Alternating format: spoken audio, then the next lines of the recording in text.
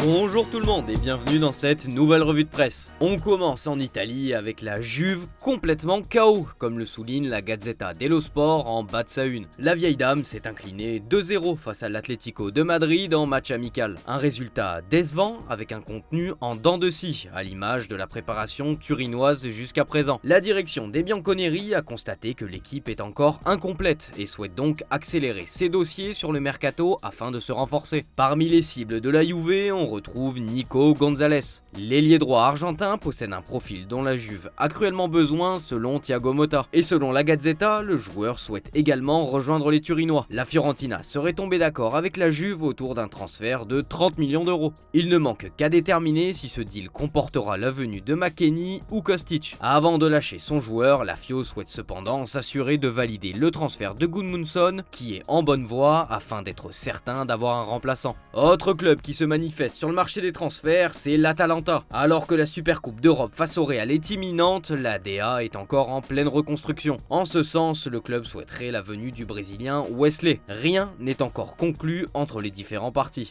Allez, on s'intéresse justement au futur adversaire de l'Atalanta, le Real Madrid. Carlo Ancelotti est en pleine préparation de la rencontre en Supercoupe d'Europe. Son souhait est clair, mettre Mbappé dans les meilleures conditions possibles, comme l'indique AS sur sa une. Le technicien italien a 3 schémas en tête pour exploiter au maximum les qualités du français, pressenti pour être titulaire. Cas le plus probable, un 4-3-3 avec Mbappé en pointe, Vini et Rodrigo sur les ailes. Sinon, un 4-4-2 en losange avec Bellingham en 10 et Vinicius en pointe avec Mbappé. Dernière option, un 4-4-2 à plat avec Valverde et Bellingham légèrement excentrés derrière Mbappé et Vinicius. Une chose est sûre, Mbappé doit être titularisé en pointe, c'est ici qu'il marque le plus selon Carlo Ancelotti. Réponse dans 2 jours face à l'Atalanta. Petit passage chez le rival madrilène qui se frotte les mains avec l'arrivée de Julián Álvarez. Comme le dévoile Marca, l'araignée est en ville pour passer sa visite médicale. De nombreux fans sont venus l'accueillir, l'officialisation est imminente, le coût de l'opération devrait avoisiner les 75 millions d'euros plus bonus.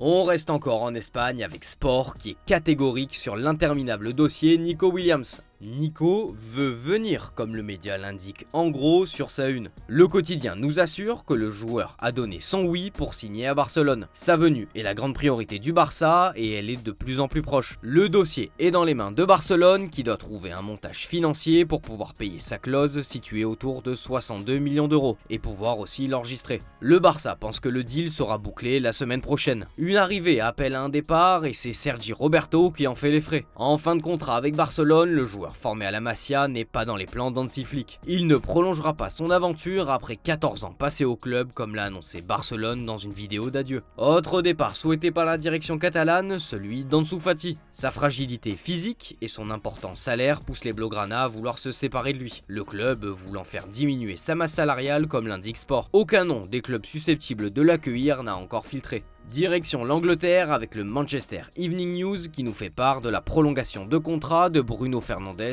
à Manchester United sur sa une. Selon le quotidien, le club mancunien et le joueur portugais seraient tout proches de parvenir à un accord. Bruno Fernandes devrait être un joueur des Red Devils jusqu'en 2027. Son statut et ses performances ces dernières années ont poussé Manchester à lui proposer un salaire de près de 350 000 euros par semaine. Pour continuer à parler prolongation de contrat, ça sent mauvais pour Virgil van Dijk. En fin de contrat dans seulement 1 an, aucune offre de prolongation n'a encore été proposée au défenseur central comme le rapporte le Daily Mail. Une situation inquiétante pour celui qui a joué ses premières minutes dans la rencontre amicale remportée 4-1 face à Séville. Autre équipe sur le pont, c'était Arsenal face à l'OL. Les Gunners se sont tranquillement imposés 2-0. C'était la première de leur recrue, Riccardo Calafiori. Une première convaincante, à en croire son entraîneur, Mikel Arteta, déjà tombé sous son charme d'après le Daily Mirror. Calafiori pourrait d'ailleurs ne pas être la dernière recrue d'Arsenal puisque selon les informations de Football Insider, le club londonien s'intéresse à Kingsley Coman. Sa mentalité de gagnant est un atout souhaité par le club anglais qui veut l'enrôler sous la forme d'un prêt. Le Bayern voudrait inclure une option d'achat obligatoire, mais les contours exacts de l'opération sont encore à déterminer.